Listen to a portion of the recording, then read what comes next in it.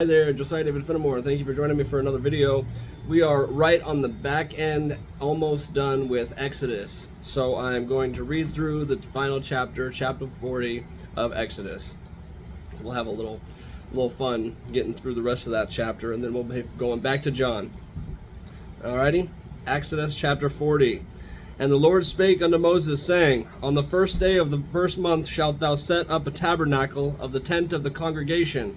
Thou shalt put therein the ark of the testimony, and cover the ark with the veil.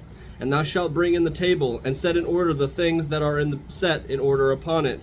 And thou shalt bring in the candlestick, and light the lamps thereof. And thou shalt set the altar of the gold. No thank you, Lily. And thou shalt set the altar of the gold for the incense before the ark of the testimony, and put the hanging of the door to the tabernacle. And thou shalt set the altar of the burnt offering before the door of the tabernacle of the tent of the congregation. And thou shalt set the laver between the tent of the congregation and the altar. And thou shalt put water therein. And thou shalt set up the court round about, and hang up the hanging at the court gate. And thou shalt take the anointing oil, and anoint the tabernacle, and all that is therein, and shalt hallow it, and all the vessels thereof, and it shall be holy. And thou shalt anoint the altar of the burnt offering, and all his vessels, and sanctify the altar, and it shall be an altar most high, holy. And thou shalt anoint the laver and his foot, and sanctify it. And thou shalt bring Aaron and his sons unto the door of the tabernacle of the congregation, and wash them with water. And thou shalt put upon the Aaron the holy garments, and anoint him to sanctify him, that he may minister unto me in the priest's office.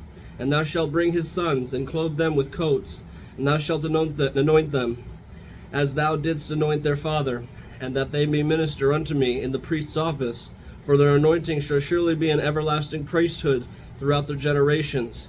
Thus did Moses according to all that the Lord commanded him, so he did. And it came to pass in the first month, in the second year, on the first day of the month, that the tabernacle was reared up. And Moses reared up the tabernacle, and fastened his sockets, and set up the boards thereof, and put in the bars thereof, and reared up his pillars. And he spread abroad the tent over the tabernacle, and put the covering of the tent above upon it. And the Lord commanded Moses. And he took and put the testimony into the ark, and set the staves in the ark, and put the mercy seat above upon the ark. And he brought the ark unto the tabernacle, and set up the veil of the covering, and covered the ark of the testimony, as the Lord commanded Moses. And he put the table in the tent of the congregation upon the side of the tabernacle northward, without the veil. And he set the bread in order upon it before the Lord, as the Lord had commanded Moses. And he put the candlestick in the tent of the congregation, over against the table, on the side of the tabernacle southward. And he lighted the lamp before the Lord, as the Lord commanded Moses. And he put the golden altar in the tent of the congregation before the veil, and he burnt sweet incense thereon, as the Lord commanded Moses. And he set up the hanging at the door of the tabernacle, and he put the altar of burnt offering by the door of the tabernacle of the tent of congregation, and offered upon it the burnt offering and the meat of the offering.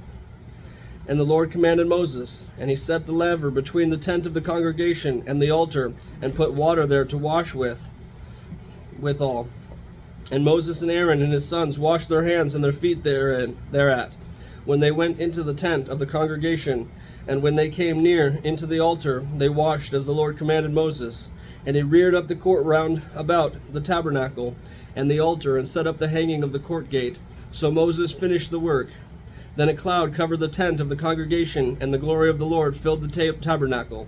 And Moses was not able to enter into the tent of the congregation, because the cloud abode thereon. And the glory of the Lord filled the tabernacle.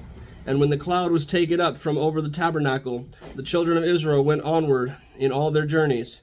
And if the cloud were not taken up, then they journeyed not till the day that it was taken up. For the cloud of the Lord was upon the tabernacle by day, and fire on it by night, in the sight of all the house of Israel throughout all their journeys. Thus ends the book of Exodus. The Egyptians have died, and the Israelites have prevailed. And the Israelites were taken out of Egypt and brought unto the desert so far. And so now, hopefully in Leviticus, they find their promised land flowing with milk and honey. We will see. I think they do. Thank you for joining me for the book of Exodus. I will see you on the next chapter.